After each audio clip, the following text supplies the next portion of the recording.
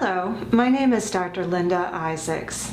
The material in this video is designed to augment what's available on my website, so please visit that site to learn more about what it is that I do.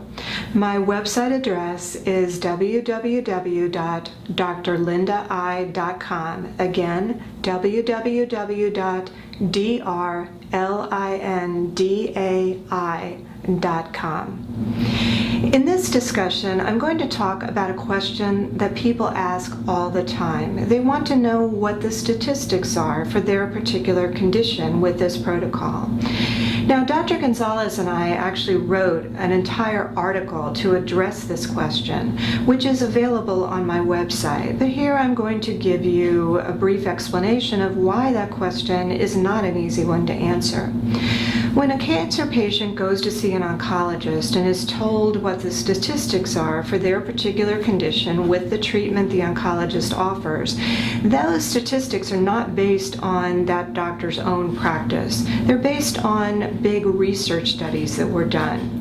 Research studies that are designed to minimize the number of variables. In other words, you would expect that a patient who is in overall very good physical shape to do better than one whose cancer looks identical on paper, but where the patient is very, very ill from other conditions like heart disease, for example. So research studies are designed to minimize those types of variables. They're also designed to minimize things like previous treatment. So you wouldn't be comparing patients who are newly diagnosed to patients who'd already been through other types of treatment that hadn't worked for them. And then another variable that has to be considered is the size of the study that's needed to determine good quality results.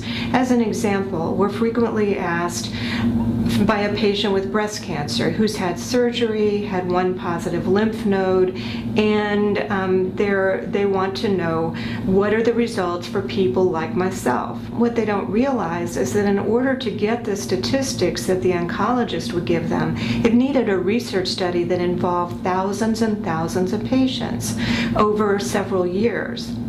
That kind of data can't be generated in your typical private practice. Then, with the patients that we see, there's another big variable, and that variable is compliance. In other words, do patients actually do what they're told to do? The protocol that we offer is a lifestyle change. In other words, people have to change the way that they eat, they have to take a lot of nutritional supplements, and they have to do detoxification procedures. I wish that I could say that every patient did exactly what I told them to do, but that's not reality. The fact is that sometimes patients don't follow their protocols. And in fact, sometimes patients are continuing to do things like drink alcohol or smoke cigarettes that will definitely have a negative effect on their results. And so the statistics question is really impossible to answer. What we can give you are case reports. Case reports are stories of patients with clear-cut active problems that went on this protocol and did much, much better than expected. Dr. Gonzalez and I wrote an article with case reports that is freely available from my website. Another option is to purchase the books that Dr. Gonzalez wrote that were published after his death that include large numbers of case reports on a wide variety of different types of cancer.